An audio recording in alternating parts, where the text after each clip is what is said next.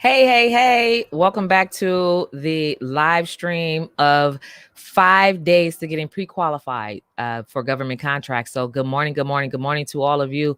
Good afternoon for those of you who are on the East Coast. Welcome to the Facebook live stream. And if you're joining us on YouTube, I want to say welcome as well. Today, I'm really excited that, we actually have a special guest that's going to be joining us today and who's going to talk about his journey in government contracts. And so if you are joining on Facebook, be sure to click on StreamYard, the link there, so that I can see your names and say, let me know where you're watching from. What state are you representing as a small business entrepreneur? Let me know in the chat what state you're joining us from. But good morning. And it's been an amazing week, right? If you've learned anything, or if you've learned something, or if you've gotten pre-qualified, let me know in the chat, what's going on. And hello from Douglasville, Georgia. Be sure to click on the StreamYard link so we're able to see your names and who you are. Hi, Jacinda from Tulsa, Oklahoma. Good morning to you. Miko from Florida. Raina, good morning, Raina from the Bay Area. Super awesome. Yeah, let me know where you're joining us from. So it's been an amazing journey over the past week. Hi, Tisa, good morning. And Tracy, good morning. Where we've learned together how to pre-qualify your business for government contracts. And so for me, just being able to share that information and impart it to you so that you actually see what's available, how the government is buying your services, how other businesses that are selling what you're selling as well are landing contracts and are growing a thriving business even in time of pandemic. And so when I talk about my journey and everything that this has allowed me to be able to accomplish and to do, personally, I can say that it's for anybody. Anybody can do this. Like if I can do it, so can you. And I want to empower you with the information that you need to have a growing and thriving business. And so we have people from Georgia with us, from Dayton, Ohio. We have Chicago in the house. We have lots of Georgia representing. Hi, Ty. Good morning, Monica. And good morning, Elizabeth and Nay and Carol and Dorothy. Hello to everyone. Good morning. And so definitely the one thing that I remember the most about my business and the journey is finding out the $1 trillion secret to government contracts. And so when I discovered this thing, I said everybody needs to know about it, which is why I built this platform to share the information. Because just imagine if I knew it and didn't tell anybody about it. That would be selfish, right? And so we are not selfish. We're sharing the information to help you grow and to help you open your mind and see what's out there and available to you. And so, hi, Ramona. Good morning. Hi, Jay. So, but right now, I just want to say that there's a few African American business owners that are out there who are doing government contracts and they're doing it successfully, right? And so we built this system, that's the strategy, and it works, and it works for anybody. And so there are some amazing business owners that are out there who have built an amazing business using this model to grow a thriving business. And today you guys have met Cliff in the last 5-day challenge. And today you're going to be meeting another one of my colleagues, James Mabry from the Bay Area. He's the owner and founder of Your All Day Everyday Janitorial Services, who has been an icon, right, in our community. And so I'm going to bring him on and introduce him to you all so that he can share his journey. You get to ask questions, and he's going to share tips and what to do and what not to do and what you're missing out on if you are not doing this thing right here called government contracts as a small business. And so I want to welcome you, James, to the live stream. Good morning. Thanks for having me, Kawana. And ladies and gentlemen, good morning from around the world. Yep. So I'm super excited to have you on today because let me see, I started my business initially back in 2008. I think in 2009, maybe is when we first met. So this has been like a race and a journey for both of us. But I've seen you grow an amazing, thriving business even before I got here, right? Even you and so many others that are in the office that are trailblazers for our community who have also been mentors. And we just kind of like linked up and was like, we can do this. You know what I mean? And so that's what I'm doing. linking up with other people across the nation, across the country in the United States, and teaching them how to do this successfully and saying we can do this and we can do this together as a community. And so I just want you to share your particular journey in how you were able to start and grow your business in this way. Okay, absolutely. So I started my journey about 10 years ago. I was working, doing construction, and was laid on and off, last one hired, first one fired, got tired of that, started a janitorial service at first. I just wanted to do construction cleaning. And then when I started the business, I went into City Hall, got registered, didn't know what to do after that, just was kind of like freelancing. I heard about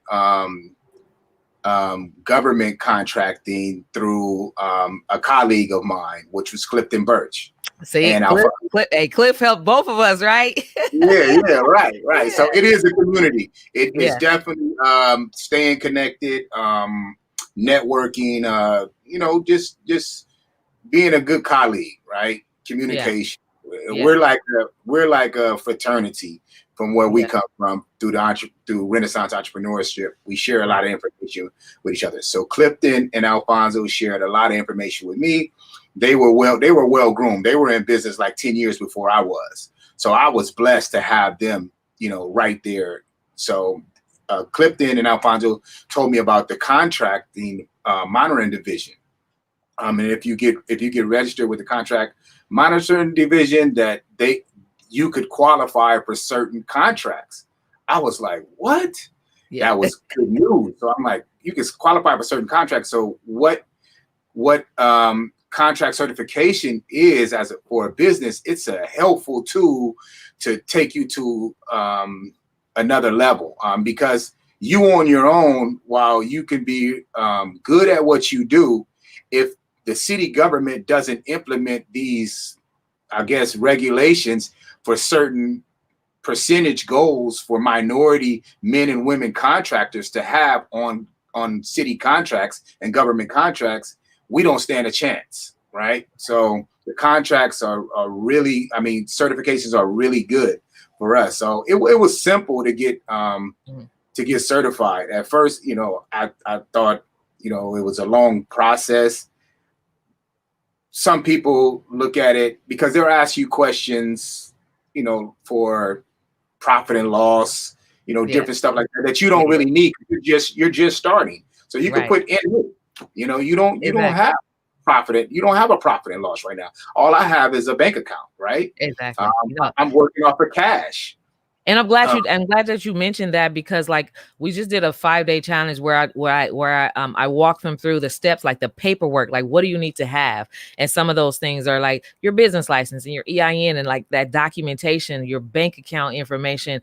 And so a lot of times small business owners, they see these requirements and what you have to have, and they get maybe discouraged because it seems like a lot. And so when you saw that you have to have this, or if you don't have it, right? If you don't have those profit and loss because you just getting started, if you don't have those bank, maybe not a tax, some taxes, business taxes at all, right? All you have to do is write an explanation. And so when you started that paperwork process, and you see what was possible, like what inspired you to do it in spite of like the things that you didn't have? What made you continue to push? The end goal. Because I had colleagues that had tangible evidence of this working, right? So for me, the end goal was everything, like push through this. And prior to this time, this was my second time around. The first time I got to it and I was going through the paperwork, I was like, this is too much. And I shied away from it. And that was 25 years ago, right? So I went back to work after that. Yeah. So, and looking at that, I'm like, wow, where could I be, if I would have just started then, right? Yeah. So this time I pushed through it and I saw where I was the first time. I was like, I was right here. Yeah. I was right here. So that was just, big for me. Like, okay, let me push through this. As soon as I pushed through and I got certified, like, really, it was a blessing. I got a contract you know, it was a unified school district, San Francisco Unified School District, government contract. They awarded me a $20,000 contract. I didn't have no money. I was scared, like, whoa, but it was real. So Yeah. we performed, we done well. I had a bunch of good people that I knew out of the neighborhood. They helped me. We went through it. I got the contractor worked really well with me, gave me some upfront money, and we worked through the process. I got my guys paid. I got the equipment that I needed, and we finished out, and I done well on that. Yeah. And then Mm-hmm. go ahead. No, I was going to say, like, when you got, because I always talk about those first, right? The first time that you see that it works and is real, right? The first contract that you get, it makes you a real believer, right? So what went through your mind when you landed your first contract, right? What did you feel like, I should have done this a long time ago, or, oh my God, my life is about to change? What were your thoughts at that time? When I first got the contract, I couldn't believe it. It was big. I mean, $20,000 to start off with. That was my first contract. Yeah. I took the money. Of course, I wanted to do some other things. I thought about, you know, getting personal stuff and all that. But what I did do that was really significant, I invested back into the company. Yeah. I humbled myself. We did really well. We made a good profit off of it. I turned it real good, but I invested everything back in the company. Then I kept learning the business. I wanted to learn more about government contracting, and so I looked into what other contracts were out there. At the time, I just had the CMD certification, which is a local business enterprise. I didn't have DBE. Yeah. Right. I wasn't registered DBE at all. So when I registered, I went and got registered with DBE.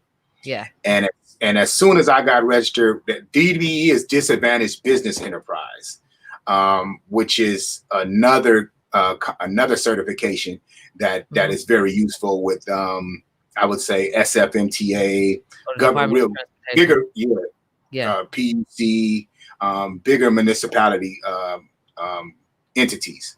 So when I got that contract, I would say a year later, I was awarded a contract up at a water treatment plant, which was for 4 years. So this contract had longevity to it. And of course, say that again. Sure, because that's what I be talking about. Consistent sustainability. That is what you want, right? Longevity. Right. So for 4 years, I knew that I would be making $25,000 a year. So it's for $125,000. Of course, I was excited, and you have to really do your math, because I was thinking hiring people to send them up there. Like, I'm going to hire 4 people. Yeah. And my colleagues were like, Clifton and Alfonso, like, dude, you going to be out of business if you send somebody else out there. And I want to explain where I'm going with this is, at some point you're gonna have to make a decision to work for yourself or go to work for someone else. Yeah. Alfonso was telling me, he said, James, he told me the same thing. You have to choose to go to work for yourself or go to work for someone else. And when I got this contract, sure enough, remember I said earlier in the segment that I was a journeyman carpenter. So before I started my janitorial service, I was just laid off. So when I got the 4-year contract, the same company that I was laid off from called me maybe 2 days before and said, James, we're about to go back to work. Do you want to come back to work? So I had to choose, did I want to go back to work for them, or was I going to go self-perform the contract? Yeah. I made the decision because I had good colleagues and good information to go and work for myself for 4 years. Yeah. And that helped me grow tremendously, because I took that time to learn the trade, to learn the ins and out of dealing with Public Utility Commission, municipalities. I built a relationship with that contractor who still, reaches out to me to this day. Yeah. So it was real good that I was on site Mhm. and self-performing, and it Mhm. built capital in the Mhm. company because I didn't have to pay myself that much. I can buy equipment, I can reinvest, I can estimate and do different things Mhm. self-performing. Yeah. So And that was really helpful. so when you got to the point to where you started landing contracts and then they started coming simultaneously, because that does happen, right? Where Right. you have multiple contracts at the same time. At that point, what was your thoughts? What was going on with you, and how was that able to help you even take your business to the next level? Well, when multiple contracts started happening, at first I was self-performing at 2 jobs a day. Mhm. I was really going after it. It was like you have to stay ready so you ain't got to get ready. Yeah. And I was ready. I was ready for the challenge. I would go to work in the morning and perform at a construction site cleanup. We would do that, and after that I would go do the trailers for the PUC. So Mhm. I had 2 contracts going at one time. I had one other person working with me, Mhm. and we was killing it. I mean, we were just hungry. We were working maybe 16-hour days, 16 Mhm. hour days, and then after that I would still go back to the office because I had to do the paperwork. So you got to, log in your time. You got to invoice. You have to. I call it relative. I want to touch on this point too. Doing the field work is one thing, and then doing the office work is it's basically homework. So homework and field work is relative to to completing a business um, task in a day. Right. So doing homework is really significant. Yeah. So Um, it's basically, I mean, because I always talk about this will force you to become a CEO. So you have no choice but to learn how to run a successful business. You have to be the back office and in the field initially, but you will eventually okay. grow to be able to hire other people to do the work for you, right? As you Yeah, continue to build capacity. So let's talk about that, because I already know. I mean, I know what you do and how you were able to use your job to help your community. And so let's talk about that. oh yeah, definitely. You have to just jump in there. Of course, I wasn't the best at paperwork, but over time and consistency and just repetition, I got better at it. I wasn't even good on a computer at first, Yeah. but success gave me the will and mental capacity just to keep going, because I was like, if we doing this in our first 3 or 4 years, imagine if I just keep pushing through. So it was for me it was just it was hard, but it's something that you must do. You don't We don't have enough money to hire someone else to do our paperwork. Right. You have to do a lot of the things in the beginning, foundations yourself, so that Mhm. you'll know and understand how much time it takes to do a certain task, and Right. someone can't BS you about doing it. I was Exactly. hands on with everything that I do, every process in my company. I know how to do. I've done it myself, so Right. I know how long it takes. Given I'll give my employees extra 30 minutes probably to do it, because they're not gonna. I know that they're not working hard as I am for the company. So, Yeah. So but at what point, let's talk. So at what point, because I know that you're a young man from the community, right? From the urban community, who was able to not only start a business, but to go back into your community to hire other people. And so how does that make you feel to know that you've been trailblazing in that way, especially as a young Black man in the urban community, hiring people that you know? oh, that's the ultimate high for me, is Mhm. to come back, and every time I get to hire one young man or young lady from the community, it's a good feeling, because I've always wanted to do that, be the change that I wanted to see in my community. Mhm. So coming back and hiring people, that's the ultimate, and I push on all of my GCs and clients, and to give me more work, because there's still more people in the community that needs opportunities, because some of them are not going to get opportunities from other companies the same way that I'll give them an opportunity, because I understand. Yeah. Yeah. And so at what point in your business did you feel like, now I'm ready?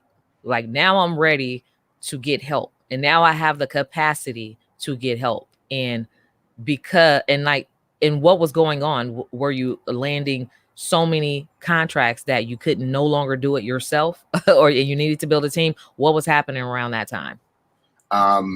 So as we grew from the 2 contracts, then I ended the 4-year contract. That term was over, and building the relationships. I still have a relationship with both of those companies. It got to a point to where, I started to hire more people out of the community, and I knew that I couldn't be in the field anymore, because I was thinking progressively.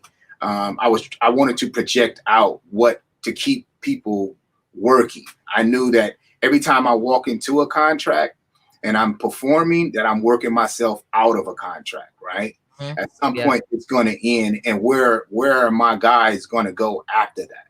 Right. So in thinking this way, it helped me be progressive and going back in the office, instead of going and, doing like, oh, I'm the boss, I can do whatever I wanted to do. I came back and worked in the office to look for more government contracts, more city contracts, just looking for more opportunities, working on a computer, networking events, marketing strategies. And that helped me start to win more contracts. It's like the more bids you put in, the more opportunities you may win. Say if you keeping track of it, you say, okay, if I put in 10 bids and I won 1, right? So put in 20, maybe you'll get 2, right? 30 and you get 3. But you have to do the numbers, know your numbers. I like that. And keep doing it. You know what I mean? Right. Stay consistent at that, Right. And so that is absolutely one of the things that I do express the most, is like, this is definitely something that you can do, right? So it's not a question. It's not a question at all of, will I land a contract? That's not the question. The question is when and how many, right? And so everybody's journey is going to be different, but you have to be consistent. You have to do the numbers, and you have to actually bid, right? You have to do the work, right? They don't just fall in your lap. You have to be willing to do the work and be willing to get to that no, right? Because some of them say no, right? And it may be because of some strengths, but you always want to learn why they said no. Debrief me. I want to know why. Was my numbers too low? Did I not respond to something? And so you take every opportunity as an opportunity to learn, so that you can learn how to do it right. And then eventually that increase from 10% becomes 20. And then before you know it, you've learned a strategy to where you're pushing out, 70%, 80% yeses, right? Because you've learned the strategy. But it starts somewhere, and you got to start somewhere. You got to start at some time. And it's easy. Anybody can do this stuff, right? So anybody, right? Anybody can do it. Like, what are some of the different types of businesses that you've seen in the field doing this type of contracting work with government agencies? All sorts. Fireproofing, painting, engineering, civil, mechanical, electrical, traffic control. Who else? Trucking. Just consultants. Who else? Just if you could think of it, it's here. Exactly. Yeah. If you could think that, and I like the way that you said that. If you could think it, you can sell it, right? You can sell it to the government. If you use it, they buy it, right? If you consume something, right? You eat food, you drink water, you use paper, you write with pens, you look at a computer, you use the internet. If you use it and you consume it, they buy it. So if you sell it, they can buy it from you, right? Everything. Yeah. Everything. Just be good and be ready. Be good at what you do, and be ready. One thing that I found out is I always looked at it whenever I'm networking or I'm at an event, somebody would always be like, "You have a business card, right?" Yeah. Will be the first. I used to be like, "I got to keep my business cards," and I used to leave them a lot, right? So then it kind of sharpened me to always have business cards on me, wherever I go, because the minute I start with my elevator pitch, they're like, "Well, James, what do you do?" I'm like, "Well, I do janitorial, I do construction cleaning, I'm California state licensed, I'm union, I'm UBE, LBE, MBE, I'm alphabet soup," right? They'll start looking up, right? Yeah. Have a good personality, be ready to explain what you do. And then as soon as they say you have a card, it's like a test. Pull that card right out, bam. They're gonna take you serious. Right. Just buy a business card. Yeah. I'm gonna give you a call, James. You know, that's what I got a lot of. Or we'll exchange cards. Send me an email tomorrow. Why don't you send me a one-page capability statement? Yep, capability statement. Get that to them, right? Kawana, you help me build my capability statement. So I'll send that out. They'll take a look at it. Okay, we have an opportunity for you. Just like that. Yeah. Just by being ready, opportunities present themselves. So business cards, marketing, stand ready, have your elevator pitch together, and just knowing your trade and being willing to dig in and get it, because like Kawana said, anybody can do this. Really. Yeah. And I'm glad that you mentioned, being ready and knowing your trade, because we talked about unlocking your multi-million-dollar potential in the earlier part of the 5-day challenge, where it's just like every aspect of your business you get paid for, right? And so, for example, and I'm glad that you're here, as a janitorial company, right? There's several different services, right, that falls under janitorial, which includes construction cleanup. That's just one, right? How many other things can you do? Power washing and window cleaning. So let's list some of those things, and all of those things have contracting opportunities for us. So what are some of the other things that you can do that you found that's valuable within your business? So when I first started, I was just a janitorial company, right? So with janitorial, I just looked at, okay, I'm going to go perform general cleanup services in an office, right? Empty trash, vacuum, clean the restrooms, change out the toiletries, and and that would be it. And then my end goal was to do construction cleaning, to clean up construction projects, having a construction background, clean up construction projects when they're done, because I saw that it was a need there.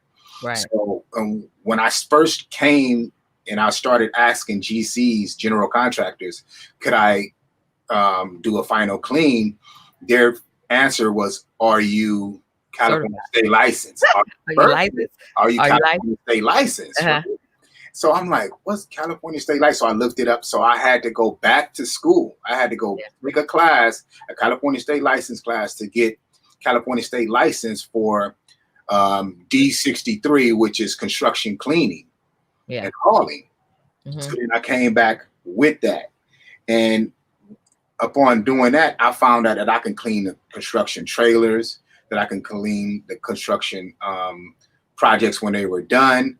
And then as I started when I got with my government contracts, I ran into other NAICS codes. Yeah. Like it was pressure washing, graffiti removal, window cleaning, carpet cleaning. These are all different scopes of work that you could specialize in and do. Floor stripping and waxing, duct cleaning, hoarding cleaning, disinfecting and sanitizing. Now that COVID-19 is, when I had to go get another certification for that. But it opened up pressure washing. It's so many different things that you can do in janitorial and construction cleaning. Because most people think of janitorial just as a general cleaning. General cleaning, But there's so many different things that you can offer to city and counties, especially with the COVID-19, pressure washing, decontamination, cleaning is very efficient. I mean, would be essential to your city and county where you are. Right.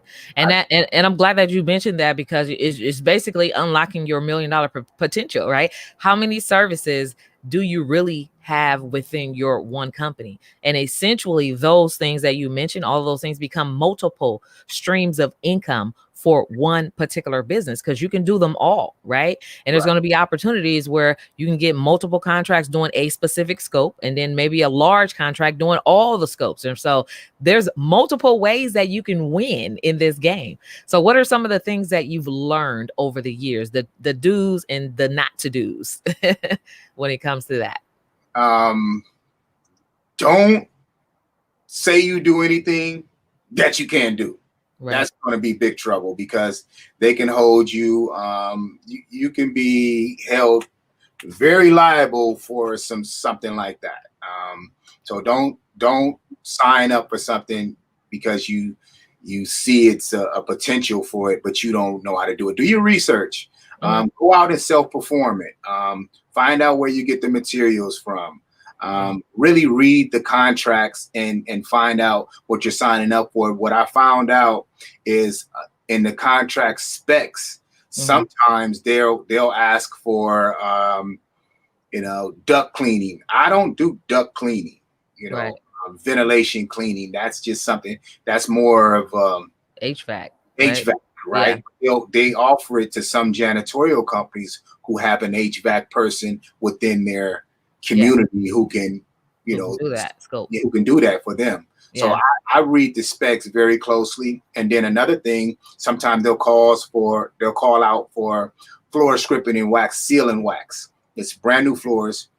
So in bidding, if I don't take a look at the finish specs and they call for a floor seal and wax at the end of the project, that's a cost that I didn't put in my estimate. Yeah. And they'll hold me liable because I signed a contract. Exactly. And now I have to perform that out of my bottom line. Yeah. It could be for 40,000, 50,000 square feet. You're talking about maybe $10,000, $15,000, $20,000 worth of work that I'll have to eat because I missed one small step. Exactly. So that's a don't and a do. Don't not read the spec. And do read.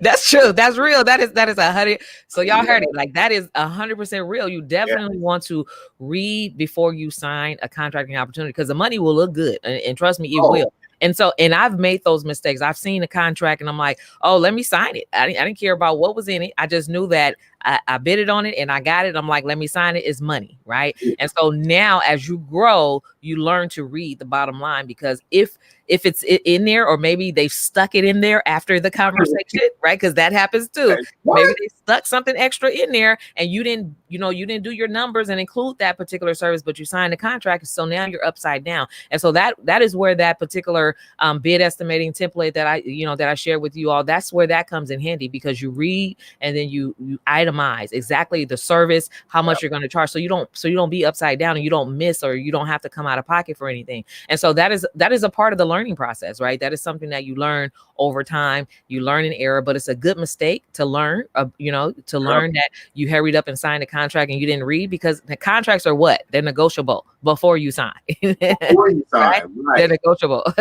Look it over, make sure you inclusions, like you just said, and exclusions. Yes. This is excluded. This is then this is included. Yeah. And once you say that, then you pretty much cover yourself. Yeah. But definitely reading over the specs, and they wave that carrot, because we're so small. We're coming from communities where, $100,000 sounds like, that's a small piece of heaven on earth, right? That's there. Like, we rich. Yeah. $100,000, you jumping on that, right? Yeah. So exactly. You have to, kind of hold on, check it out, read through it, and make sure it matches you matching apples to apples with the contract terms, and then what they're talking about too. It only takes a little bit of time to read over it. Yeah. That's good. That's really good. Awesome.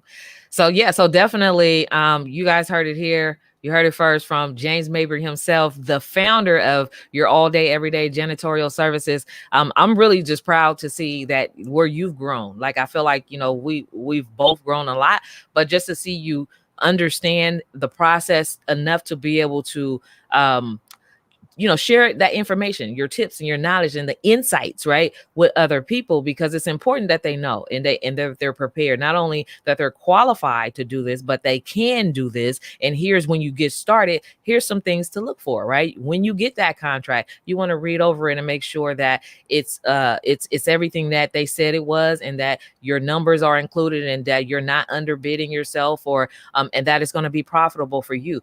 But the thing about it is, this right here will make you grow, not only personally and professionally as a business, but your bank account, right?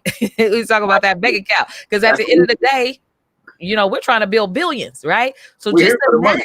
We're here for the money. So just imagine you're a janitorial company here in Northern California, but how many other janitorial companies are in this network that's watching right now? How many cleaning, construction, cleanup, or just cleaning companies in general are right here, right now? And what state are you calling in from? And are you a minority? Are you a woman-owned business? And just imagine the power of this thing and how we can build wealth across the nation, right? And so, so that you're in a position to go back to your communities, to empower your community, to hire people out of your community like James did, or to buy up the block, right? When gentrification comes, and to be in a position to win as a people. It is so amazing what this can do. And so, what lasting words, last word, let me see if you guys have any questions, type it in the chat. I'm going to pop it up. But what other words do you have for the business owners that are watching? And it doesn't matter, because this strategy that he's sharing, the tips and everything to look for, it works for any type of company. So it doesn't matter if you are a janitorial cleaning company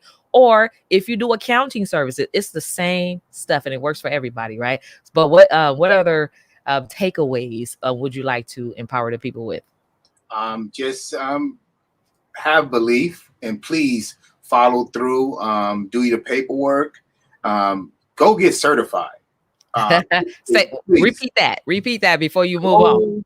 Get certified. It's gonna help you. Yeah. Please believe me. I always, joke about it, but I'm saying I'm not the sharpest knife in the drawer. You know what I'm saying? And I did it, and I believe if I did it, that anyone can do it.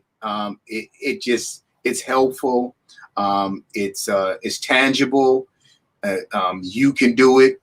Right. But the certifications is a must. You can't do it without the certifications. Yeah. Point blank, you can't do it without the certification. Get certified in your city and counties. They should have government certifications. Yeah. And it's going to qualify you for a certain percentage on that contract.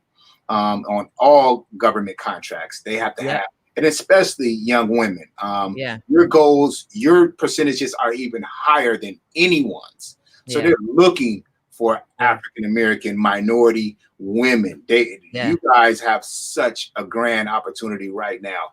I'm serious. Out there, and brothers, y'all too. I mean, just push. They can't deny us with the certifications. Exactly. Other than that, they're gonna push you out. That you're not certified. You're not getting any opportunities. Right.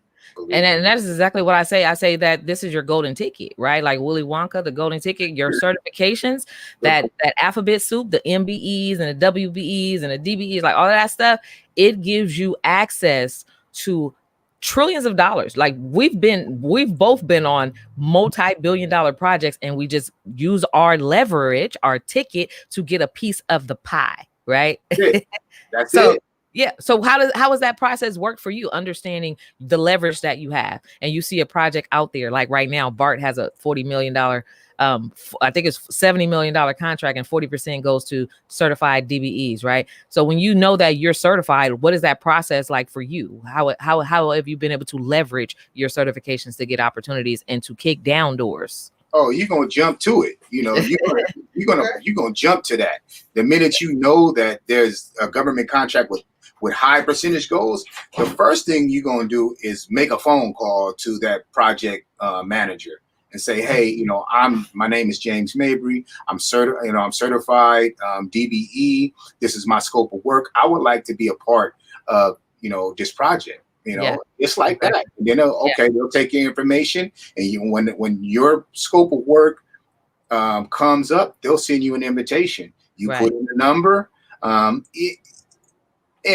also you put in a number, and hopefully that they'll choose your number. Right. But also we also have another thing that works for us too. It's called what is it? Business agents. It's not a business agent. What is contract monitors? Oh yeah, contract monitor. Yeah. Contract monitor and say, well, are they meeting their goals? Yeah. Some contracts are underserved on goals. Yeah. And that's a big thing too. Now you can really go, raise saying like, well, they're not even meeting their goals, and I'm standing out in the cold, and I have employees that need to put food on their families' tables. What's the problem? What's the issue? Is my number too high, or can we negotiate something if they're not meeting their goals? So it's a lot of opportunity and leverage, like you spoke on earlier. Yeah. With being certified. So certifications is everything. Yeah, that's a really good tip and strategy to know that you can find out, is this particular agency meeting their goals, right? And if not, you're like, I'm certified and you're not meeting your goals. That's a perfect match, right? And so you're you're using your leverage in multiple ways to open up doors. So we have a question from Devin King. It says, have you ever turned down a contract that you won? Only if I found. Good question, Devin. And the answer is, like I mentioned earlier, if I underbid it and I found out that I did something wrong or I missed something, I'm not going to take it on and chew that, I have to chew that or lose my pants or my shirt and my pants on a job because it has a number that looks and sounds good. If I'm losing, nah, I'm good. I just, no. And yes, I have turned down a contract because I messed up on the estimate. I hope that answers the question. That's a good question. I mean, that's a good answer, a good question as well. So someone said that because sometimes you have to find a way to fund your project before you can do it, right? So someone wants to know, how did you secure the funding for your projects, if that's ever been a situation for you? Good question. Like I mentioned earlier, I self-performed a lot of my jobs. So that's why it's really significant that whether you are partnered up with someone or you're a single business owner, you guys self-perform your work to put money and revenue into the company, so you have the money to secure or be able to fund a project. Other than that, have good credit. See, when I started, to tell you the truth, I didn't have good credit. If you have good credit, you are way ahead of the game. Write a business plan, write a solid business plan. Go to a business bank with your business plan and your good credit. And I believe they'll give you, some upfront money, $50,000, depending on your credit or what kind of assets you may have, maybe $100,000 to start your business off. And it's just that easy. If your stuff is together. But if it isn't together, don't get it together. Definitely get your credit together, because that's everything in business. Having good credit and being able to secure funding, working capital is very vital, because you can grow. You never know when you're going to grow. You never know when this thing is going to open up for you. And when it does, if you have the capacity to do so, funding is going to be very efficient to that. If you can go to your bank and acquire and get money ASAP, is good. It'll help you grow immediately.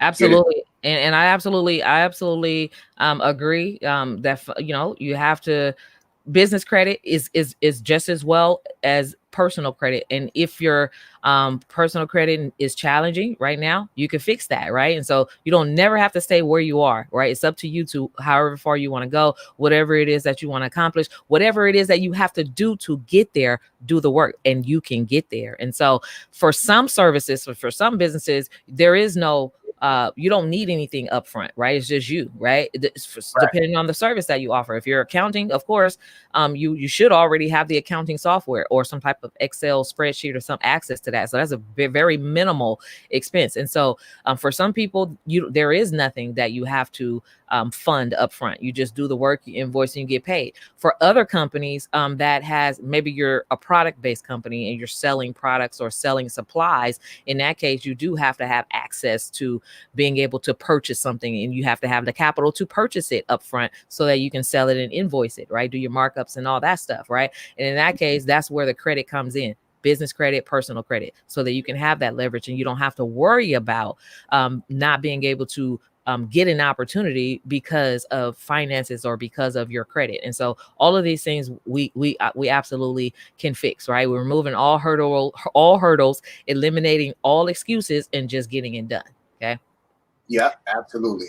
And So, I want to speak something to this as well. Sure. Just where when you were talking, I was just thinking, because even being connected with an entrepreneur center in your community, right? In your city, I'm pretty sure there's entrepreneur centers there. There's SBAs, Small Business Association entities in your city and counties, and you can go there. They have funding for businesses. They have set asides strictly for minority businesses. These are avenues that I learned were there that I didn't know was there when I started.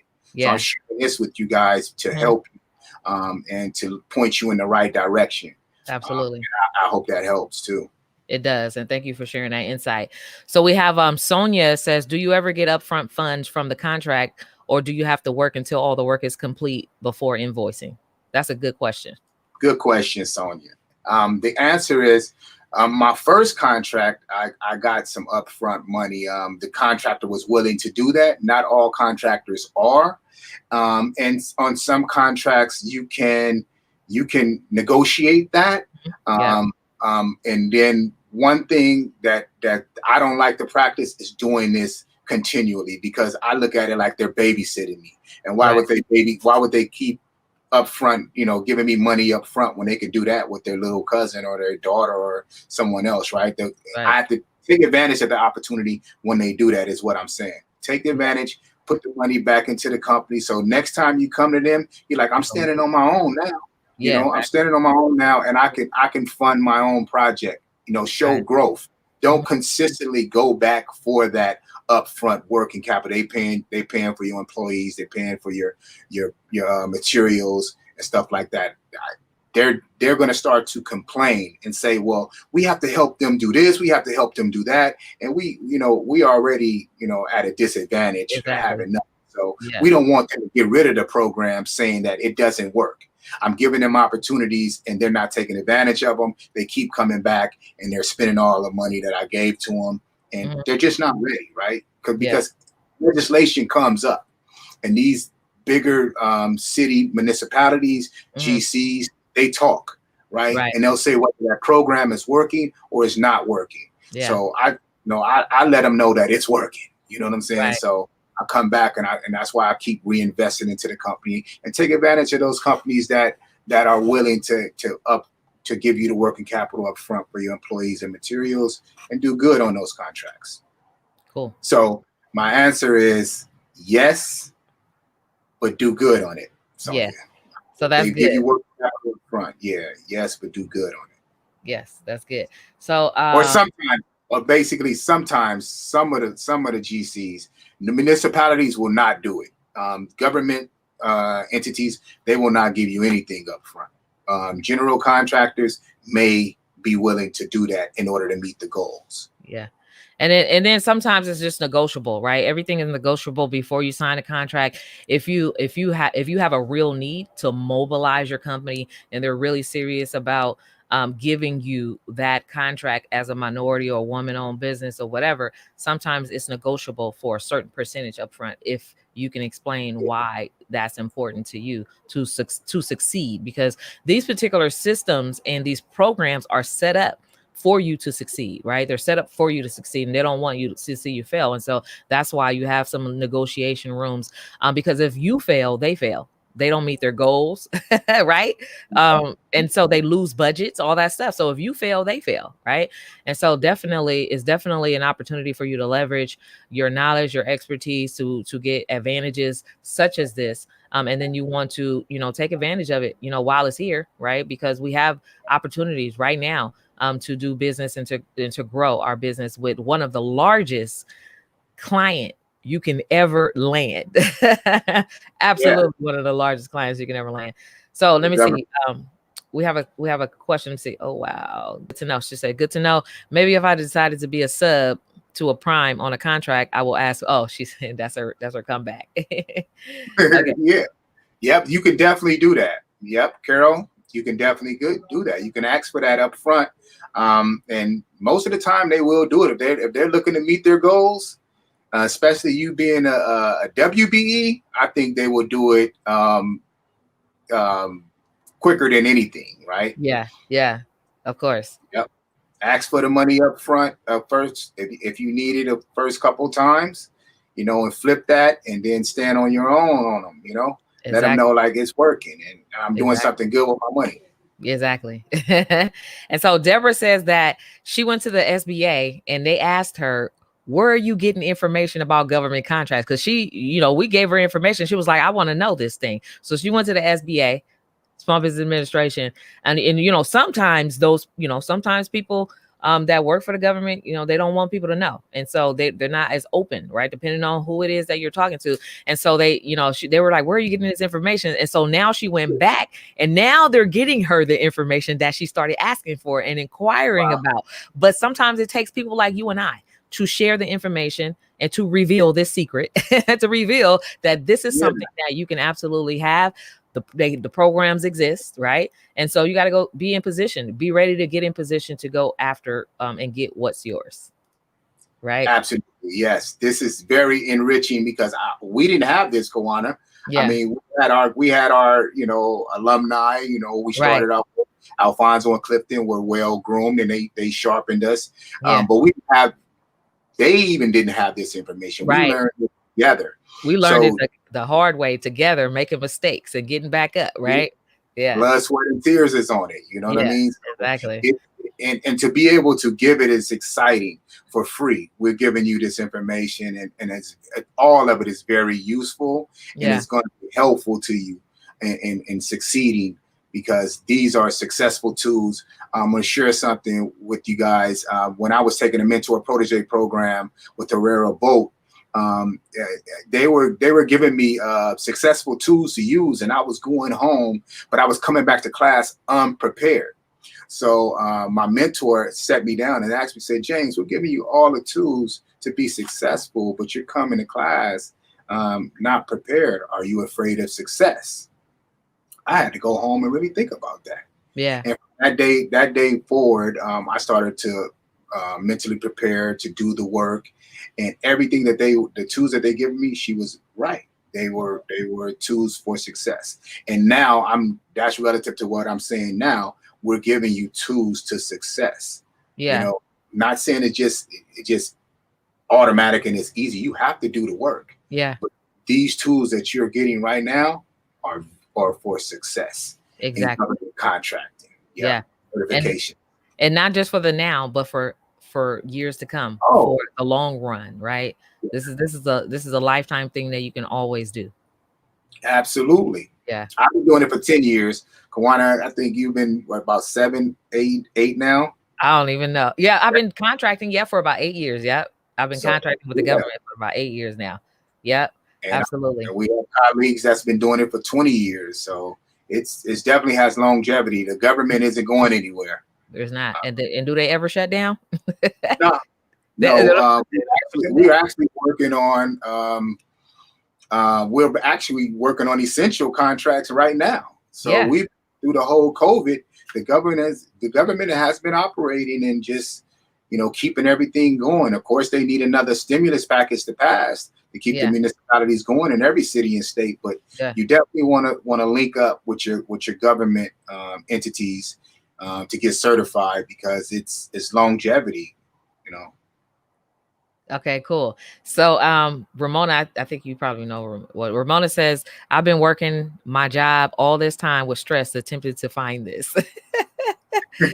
Hey, Well, it's congratulations, Ramon. you found it, and it is all a part of the journey. So everything that we do, everything that we experience, everything that we're going through and have been through to get here and to where you're going is all worth it, right? It's all a part of the story, and the bigger the strain, the greater the story. The bigger the struggle, the greater the success will be. And so definitely is definitely a part of the journey. So thank you, James, so much for joining us here and sharing your knowledge and your tips and your insights to government contracting and for small businesses, especially from the Black man's perspective.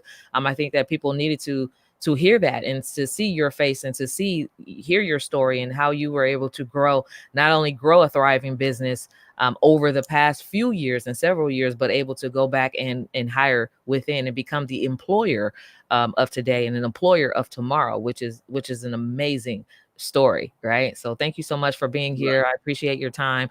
Any last words before we go? I would just say all of you guys are welcome. Thank you, Kawana, for having me. I was definitely excited to do this because I firmly believe in each one teach one. Yeah. So for me to come back and give this was very enriching, and I loved it. Thank you, my sister. You're and welcome. Everybody, peace out. Go get certified with your city and counties, your government entities, and do yourself good. Awesome. Thank you. I'll see you later. All right, later. Bye-bye. All right. So thank you so much for joining us. Was that helpful? Was that very helpful? Are you inspired? Who is ready? Not only did you get pre-qualified for government contracts this week, but you're ready. If you're ready, let me know. Type it in the chat if you're ready to do this together. If you're ready to work together to get started, to start bidding and winning those contracts so you can grow your business. Now, if you're looking to double, triple, quadruple your business in the next 6 to 12 months, let me know in the chat that you're ready, because this is exactly what is going to happen if you do the work. Now, we always stress that you got to do the work. Let me know if you're ready. So Shay say, I'm ready. Tracy says, I'm ready. We have Shay says, we have Roosevelt says it was helpful. Facebook user says, I'm ready. Who else is ready? Real says I'm ready. Siobhan says I'm ready. Everybody's ready. So if y'all ready to do the next steps, here's the deal. So we've opened up enrollment for the $1 trillion government contracts accelerator, which over a 6-week period, you can learn everything that it took me 8 years to become the expert at. 8 years of trying, 8 years of doing it, not 8 years of doing it wrong, but a couple years of doing it wrong for the next few years to doing it right, to landing and growing, double, triple, quadrupling, and quintupling my business. Never knew it was possible. If you're ready for that, let me know in the chat. We are opening up our enrollments where you learn over a 6-week period. It's called the $1 trillion Government Contracts Accelerator. Normally, this right here, the investment is normally $10,000. We have lowered our investment just to reach the needs of small business owners who are serious and ready to take action, right? So right now, for less than $5,000, so $49.97, you can work with me while I help you from A to Z. I show you the steps, the strategies, the certifications, how to leverage, how to bid, all of that. It's all inclusive inside the program. And so if you are ready, so Stacia, did you drop the link? I know I seen it. If you are ready to join us, be sure to go to she'sgotgoals.com/GovCon Accelerator. I'm going to bring it up on the screen as soon as I see it. I have to scroll up to find it. Let me see. I'm going to bring it on the screen. There we go.